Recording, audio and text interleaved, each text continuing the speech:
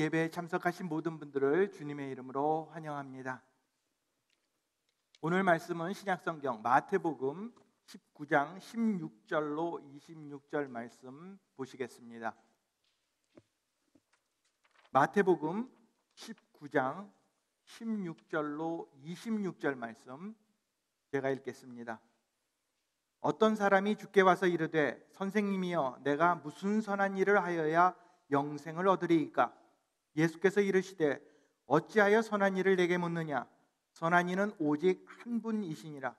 내가 생명에 들어가려면 계명을 지키라. 이르되 어느 계명이오니까? 예수께서 이르시되 살인하지 말라, 간음하지 말라, 도둑질하지 말라, 거짓 증언하지 말라, 내 부모를 공경하라, 내 이웃을 내 자신과 같이 사랑하라 하신 것이니라. 그 청년이 이르되 이 모든 것을 내가 지키었사온데 아직도 무엇이 부족하니이까? 예수께서 이르시되 내가 온전하고자 할진대 가서 내 소유를 팔아 가난한 자들에게 주라. 그리하면 하늘에서 보화가 내게 있으리라. 그리고 와서 나를 따르라 하시니 그 청년이 재물이 많음으로 이 말씀을 듣고 근심하며 가니라. 예수께서 제자들에게 이르시되 내가 진실로 너희에게 이르노니 부자는 천국에 들어가기가 어려우니라. 다시 너희에게 말하노니 낙타가 바늘귀로 들어가는 것이 부자가 하나님의 나라에 들어가는 것보다 쉬우니라 하시니 제자들이 듣고 몹시 놀라 이르되 그렇다면 누가 구원을 얻을 수 있으리이까? 예수께서 그들을 보시며 이르시되 사람으로는 할 수 없으나 하나님으로서는 다 하실 수 있느니라. 아멘.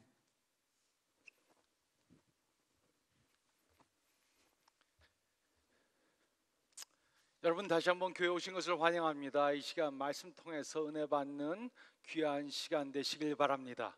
우리는 오늘부터 100% 헌신된 믿음이라는 새로운 메시지 시리즈를 시작합니다. 이번 시리즈를 통해 우리는 하나님에 대한 우리의 헌신에 대해서 생각해 보겠습니다. 오늘은 그 첫 번째로 젊은 부자의 이야기에 대해 생각해 보겠습니다. 16세기 천문학자였던 니콜라스 코페르니쿠스는 지구가 온 우주계의 중심이 아니라는 것을 공포했습니다.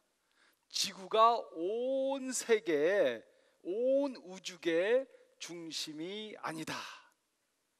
그는 태양이 지구를 회전하는 것이 아니고 지구가 태양을 회전한다고 그렇게 말했습니다. 그리고 그의 주장은 많은 사람들의 생각을 발칵 뒤집어 놓았습니다. 그 이유는 그의 주장은 그 당시 모든 사람이 믿었던 것과 완전히 다른 주장이었기 때문입니다. 우리도 우리 삶 가운데 코페르니쿠스의 혁명이 필요합니다. 오늘날에도 많은 사람들은 온 세상이 자기를 중심으로 돌아가고 있다고 생각합니다. 뿐만 아니라 세상의 모든 것들이 자신들을 위해 존재한다고 그렇게 생각합니다. 그러나 성경은 분명히 말해주고 있습니다. 우리는 우주계의 중심이 아닙니다. 우리를 중심으로 모든 것들이 되어지는 것이 절대로 아닙니다. 그런데도 많은 사람들은 자신들이 온 우주의 중심인 것처럼 자신들이 원하는 것과 필요와 계획을 왕좌에 올려놓고 살아가고 있습니다. 내가 원하는 것, 내가 필요하는 것, 내 계획, 이것이 중심이 되어서 살아가고 있습니다. 그래서 예수님을 믿는다고 하는 사람들도 하나님을 따른다고 말로는 하지만 하나님을 첫 번째 우선순위에 두고 살지 못합니다. 하나님을 첫 번째 우선순위에 두지 않고 두 번째, 아니면 세 번째, 아니면 네 번째, 다섯 번째, 이렇게 순위에 두고 살아갑니다. 하나님이 그들의 삶의 중심이 아니십니다. 자신들이 중심입니다. 하나님의 목적을 위해 살아가고 있지 않습니다. 그 대신 하나님께서 자신들의 목적을 이루어 주시기를 원하면서 살아가고 있습니다. 그럼에도 그들은 자신들이 하나님을 따르는 삶을 산다고 생각합니다. 그러나 그들은 하나님을 따르는 것이 아닙니다. 예수님을 따르는 것이 아닙니다. 그 대신 예수님으로 하여금 그들을 따르도록 허락한 것입니다. 오케이, 예수님, 제 따라오세요. 이들은 예수님을 자신의 구원자라고는 믿지만 예수님을 자신들의 온전한 주님으로 영접하지 않았습니다. 이들은 예수님을 자신의 목적을 위해 사용하려고 하는 것입니다. 그러나 이런 신앙생활은 언젠가 큰 문제를 부딪히게 됩니다. 이렇게 생각하고 이렇게 사는 사람들은 큰 문제를 당면하게 됩니다. 그 이유는 우리는 하나님이 아니고 온 우주계의 중심도 아니기 때문입니다. 이것이 바로 젊은 부자가 배워야 했던 진리였습니다. 그리고 우리는 그의 이야기를 통해 예수님께 100% 헌신하는 것에 대해서 다음과 같이 배울 수 있습니다. 첫째로 저희가 읽은 말씀 가운데 16절로 20절 말씀 보면 우리는 우리의 헌신에 대한 바른 평가를 해야 합니다. 우리는 우리의 헌신에 대한 바른 평가를 해야 합니다. 16절로 20절은 다음과 같이 기록했습니다. 어떤 사람이 주께 와서 이르되 선생님이여 내가 무슨 선한 일을 하여야 영생을 얻으리까? 예수께서 이르시되 어찌하여 선한 일을 내게 묻느냐? 선한 이는 오직 한 분이시니라. 내가 생명에 들어가려면 계명들을 지키라. 이르되 어느 계명이오니까? 예수께서 이르시되 살인하지 말라, 간음하지 말라, 도둑질하지 말라, 거짓 증언하지 말라, 내 부모를 공경하라, 내 이웃을 내 자신과 같이 사랑하라 하신 것이니라. 그 청년이 이르되 이 모든 것을 내가 지켰사온데 아직도 무엇이 부족하니까? 이 젊은 부자는 오늘날 우리가 원하는 것들을 다 갖고 있었습니다. 그는 젊었고 돈이 있었고 또 권력이 있었습니다. 무엇이 더 부족하겠습니까? 하지만 그는 행복하지 못했습니다. 무엇인가 부족하다는 그러한 느낌을 받았습니다. 그 이유가 무엇이었습니까? 그것은 그는 10계명은 따랐지만 하나님을 따르지 않았기 때문입니다. 그는 죄를 범하지는 않았지만 선행을 행하지도 않았습니다. 그는 예수님 앞에서 당당하고 떳떳하고 자신감이 넘쳤습니다. 그는 10계명에 하지 말라는 것들을 하지 않았습니다. 살인하지 말라, 간음하지 말라, 도적질하지 말라, 거짓 증언하지 말라. 그는 10계명에서 하지 말라는 것들을 전부 다 하지 않았습니다. 그러나 그는 10계명에서 하라는 것도 한 것이 아닙니다. 내 부모를 공경하라, 내 이웃을 내 자신과 같이 사랑하라. 그는 예수님께 거짓말한 것이 아닙니다. 그는 정말로 자기가 다 10계명을 지켜왔다고 생각했습니다. 그 이유는 그는 다른 사람들을 미워해서 그들에게 나쁜 행위를 하지 않았기 때문입니다. 이 사람은 10계명을 지키고 지키지 않는 것은 무엇인가를 하지 않는 것이라고 생각했습니다. 나쁜 행위만 하지 않으면 10계명을 어긴 것이 아니다. 하지만 그렇다고 그가 10계명을 온전히 지킨 것은 아니었습니다. 성경을 보면 죄에는 두 가지가 있습니다. 하지 말라 그러는 것을 하면 죄입니다. 그러나 하라는 것을 하지 않으면 그것 또한 죄입니다. 이 사람은 다른 사람들을 미워하지 않았습니다. 그렇다고 다른 사람들을 사랑한 것도 아닙니다. 경제적으로 어려움을 당하는 사람을 보고도 자신의 물질을 사용해서 그 사람들 위해 사용하지 않은 것은 그 사람들을 사랑한 것이 절대로 아닙니다. 이것이 바로 많은 사람들이 가지고 있는 문제입니다. 우리는 우리가 범하는 죄에만 초점을 둡니다. 그러나 우리가 하나님께서 하지 말라고 하는 것을 안 하는 것도 중요하지만 하나님이 하라 그랬는데 그것을 하지 않아도 우리는 죄를 범하는 것입니다. 근데 우리는 이런 죄에 대해서는 심각하게 생각하지 않습니다. 우리는 악한 행동을 하지 않아도 죄를 범할 수 있습니다. 다른 사람들에게 전도하지 않고, 다른 사람들을 도와주지 않고, 다른 사람들을 사랑하지 않는 것은 죄를 범하는 것입니다. 그래서 심각한 죄를 범하지 않았다고 만족해서는 안 되는 것입니다.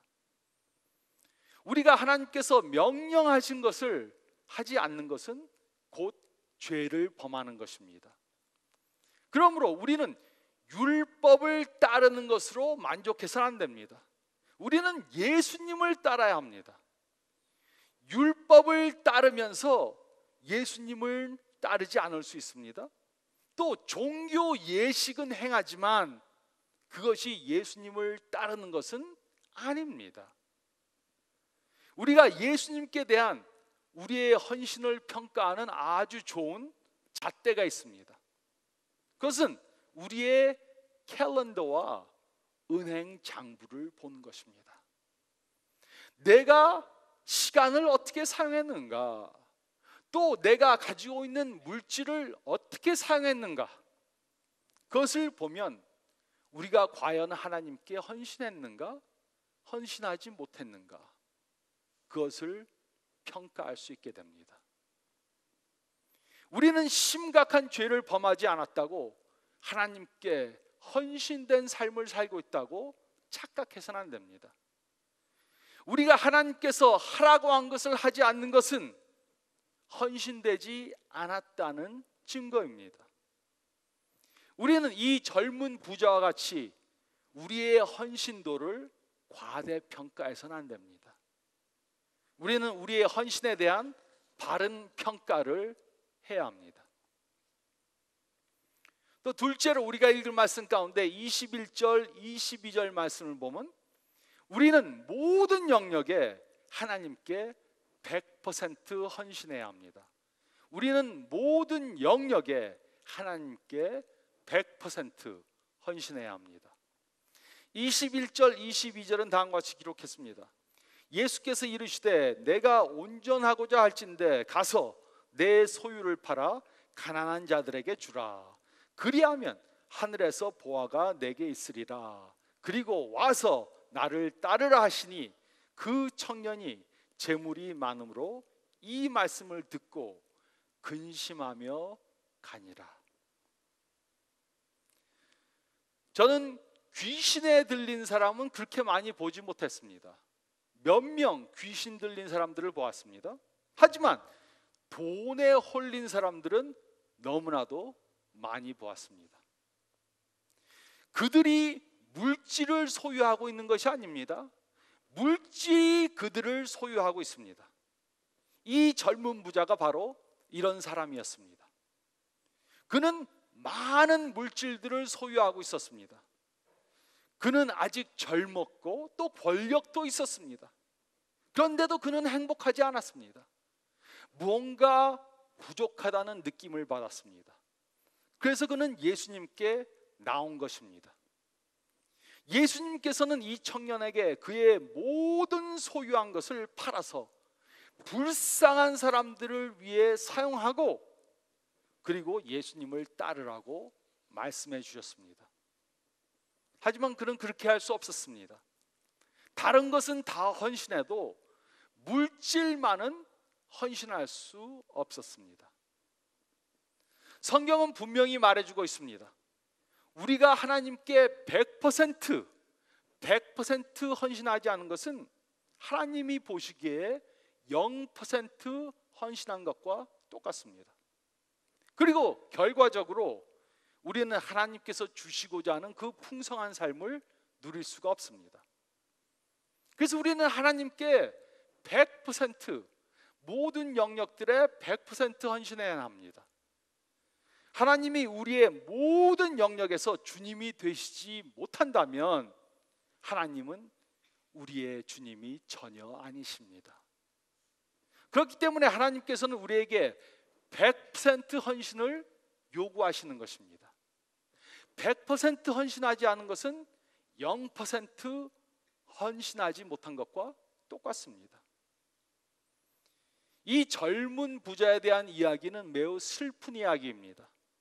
이 젊은 부자는 하나님 나라를 위해 쓸 수 있는 많은 자원들을 가지고 있었습니다. 그러나 그는 이 모든 자원들을 자신만을 위해서 사용했습니다. 그렇게 하면 자신이 행복해질 수 있다고 생각했지만 오히려 불행했습니다. 젊은 부자는 늙은 부자가 되었을 것입니다. 그리고 그는 죽은 부자가 되었을 것입니다. 그는 하나님의 나라를 위해 자신의 것을 사용할 수 있는 기회를 받았습니다. 그러나 그에게는 그 기회를 포착할 용기가 부족했습니다. 제가 만일 예수님의 제자 중에 하나였다면 저는 예수님께 이렇게 물었을 것입니다. 예수님, 정말로 이 젊은 부자에게 모든 것을 다 팔라고 하실 겁니까? 처음에는 그냥 11조만 하라고 그러시지 왜 모든 것을 다 팔라고 그러십니까? 그러나 예수님께서는 100%의 헌신을 원하셨습니다. 그 이유는 예수님께서는 이 젊은 부자를 사랑하셔서 그가 물질의 우상을 섬기는 것을 원하시지 않으셨기 때문입니다. 우리는 예수님께서 이 부자에게 헌신하라고 한 그것에 뭐를 헌신하라고 하셨는가, 거기에만 초점을 둡니다. 그러나 우리는 예수님께서 이 사람에게 무엇을 했는가, 무엇을 희생하라고 하셨는가, 그것보다는 이 청년에게 무슨 기회를 주셨는가, 거기에 더 초점을 둬야 합니다. 예수님께서는 모든 물질을 희생하고 예수님의 제자가 될 수 있는 그런 기회를 주셨는데, 이 청년은 물질을 택하고 예수님의 제자가 될 수 있는 기회를 버렸습니다. 그는 일생에 단 한 번뿐인 예수님의 제자가 될 수 있는 기회를 버렸던 것입니다. 이 청년이 예수님의 제자가 되기 위해서는 100% 헌신을 해야만 했습니다. 그러나 그는 그렇게 하지 않았습니다. 100% 헌신하지 않은 것은 0% 헌신하지 않은 것과 똑같습니다. 그래서 예수님께서는 100%의 헌신을 우리들에게서부터 요구하시는 것입니다. 우리 중에도 하나님께 100% 헌신하지 못한 그러한 영역들이 있을 수 있습니다. 다 포기해도 이것만은 절대로 포기할 수 없다, 이렇게 생각하는 영역들이 있을 수 있습니다. 다 헌신해도 돈은 포기할 수 없다. 다 헌신해도 내 시간만은 헌신할 수 없다. 다 헌신해도 내 체면만은 헌신할 수 없다. 내가 다 헌신해도 열등감만은 헌신할 수 없다. 다 헌신해도 내 성격만은 헌신할 수 없다. 다 헌신해도 내 직장만은 헌신할 수 없다. 다 헌신해도 내 자녀만은 헌신할 수 없다. 우리는 90% 헌신했으니까 이만하면 됐다고 생각할 수 있습니다. 그런데 예수님 보시기에는 90% 헌신한 것은 0% 헌신한 것과 똑같은 것입니다. 100% 예수님이 우리의 주님이 되시지 못하면 예수님은 절대로 우리의 주님이 아니십니다. 또 어떤 사람들은 90% 헌신했는데 80% 헌신한 사람들과 자기를 비교해 봅니다. 그래도 나는 다른 사람들에 비해서 많이 헌신했지. 하지만 90% 헌신한 것은 0% 헌신한 것과 똑같은 것입니다. 우리는 모든 영역에 하나님께 100% 헌신해야 합니다. 이것이 바로 예수님이 그의 제자들에게 요구하시는 것입니다. 우리는 예수님의 은혜만 세 번째로 의지해야 합니다. 또 세 번째로 우리는 23절부터 26절 말씀을 보면 우리는 예수님의 은혜만 의지해야 합니다. 23절로 26절은 다음과 같이 기록했습니다. 예수께서 제자들에게 이르시되 내가 진실로 너에게 이르노니 부자는 천국에 들어가기가 어려우니라. 다시 너에게 말하노니 낙타가 바늘귀로 들어가는 것이 부자가 하나님의 나라에 들어가는 것보다 쉬우니라 하시니 제자들이 듣고 몹시 놀라 이르되 그렇다면 누가 구원을 얻을 수 있으리까? 예수께서 그들을 보시며 이르시되 사람으로는 할 수 없으나 하나님으로서는 다 할 수 있느니라. 우리 중에는 자신이 부자라고 생각하는 분들이 있을 것입니다. 나는 이만하면 돈이 많다. 그런데 예수님께서는 부자들에게 경고해 주셨습니다. 부자들은 천국에 들어가기가 몹시 어렵습니다. 이것은 부가 악한 것이기 때문이 절대로 아닙니다. 돈이 악하고 나쁜 것이 아닙니다. 이것은 부한 사람들은 자신의 소유를 하나님보다 더 사랑할 수 있기 때문입니다. 부한 사람들은 자신의 부를 예수님보다 더 의지할 수 있기 때문입니다. 그런 경향이 있습니다. 물론 우리가 구원받는 것은 우리가 무엇을 해서가 아니고 하나님의 자비와 은혜 때문입니다. 자비는 우리가 마땅히 받아야 하는 벌을 하나님께서 주시지 않는 것입니다. 또 은혜는 우리가 받을 수 없는 하나님의 의롭다 하심을 받는 것입니다.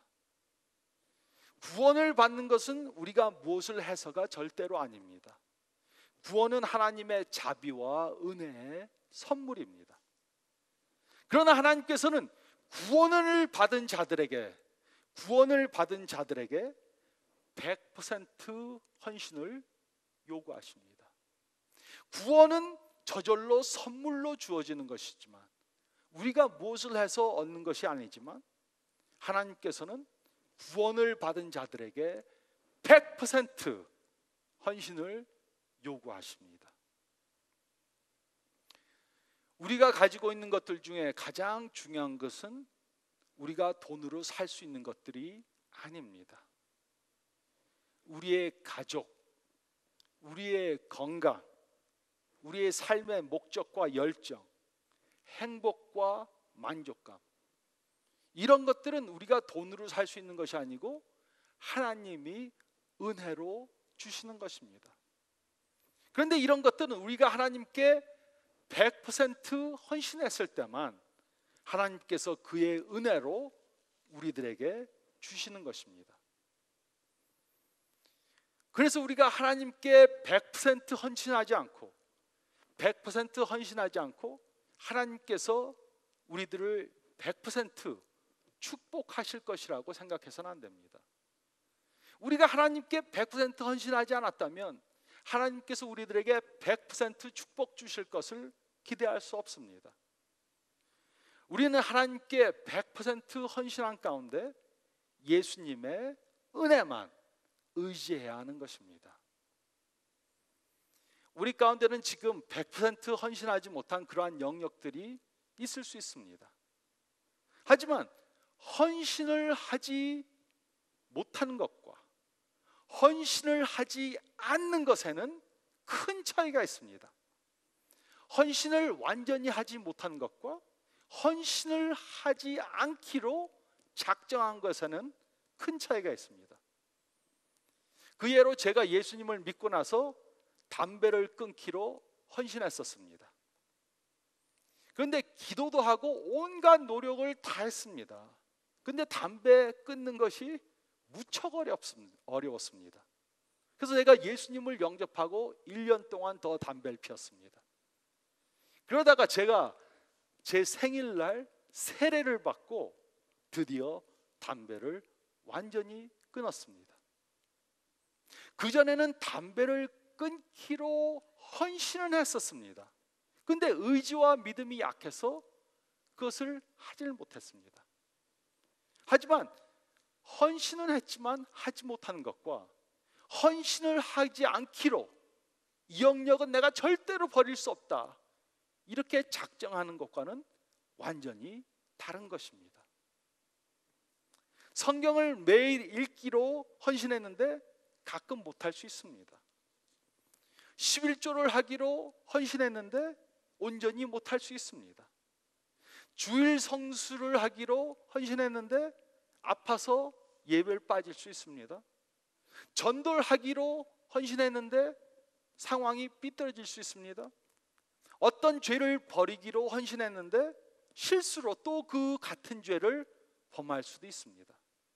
그러나 헌신을 하고 못한 것과 헌신을 안 하기로 작정한 것에는 큰 차이가 있는 것입니다.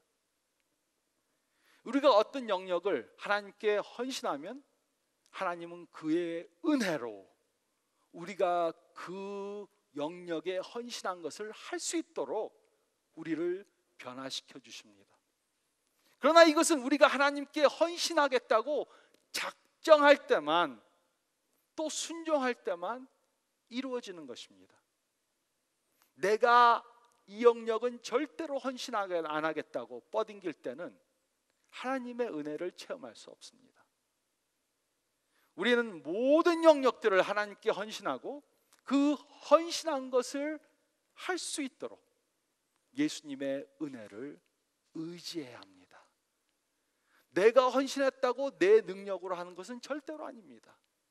하지만 내가 하나님께 그 영역을 헌신할 때 하나님께서는 그것을 할 수 있도록 그의 은혜를 베풀어 주시는 것입니다. 이 젊은 부자처럼 많은 사람들이 하나님을 온전히 따르지 않으면서도 자신들이 하나님께 헌신된 삶을 살고 있다고 생각합니다. 그러나 다음의 행동들이 우리가 하나님께 헌신되었다는 것을 증명해 주지는 않습니다.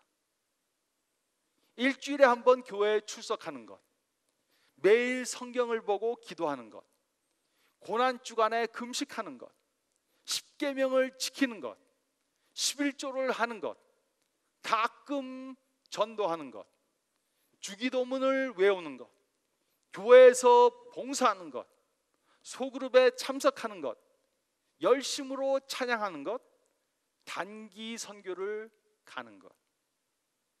물론 이런 행위 자체는 다 좋은 것입니다. 그렇지만 이런 행위가 있다고 하나님께 100% 헌신됐다는 보장은 없습니다.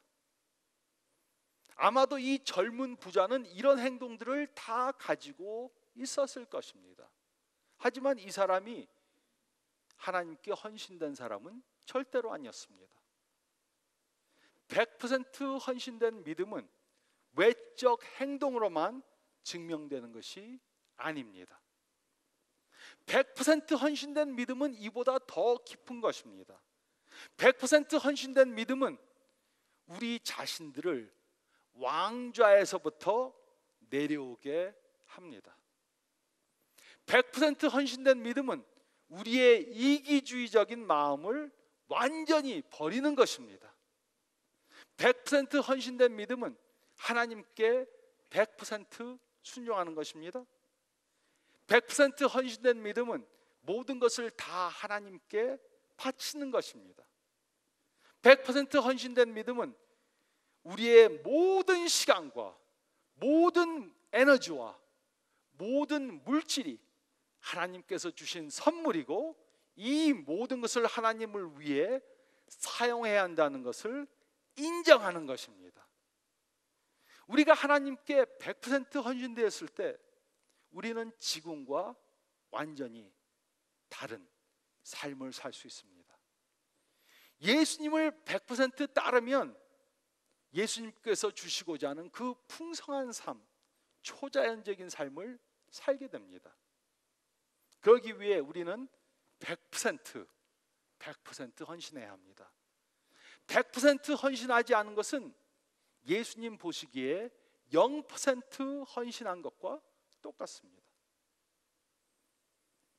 이런 100% 헌신을 하는 삶을, 이런 100% 헌신된 삶을 사시는 저와 여러분들이 되시기를 특별히 이번 시리즈를 통해 배워가고 또 행할 수 있는 저와 여러분들이 되시기를 예수님의 이름으로 축원드립니다.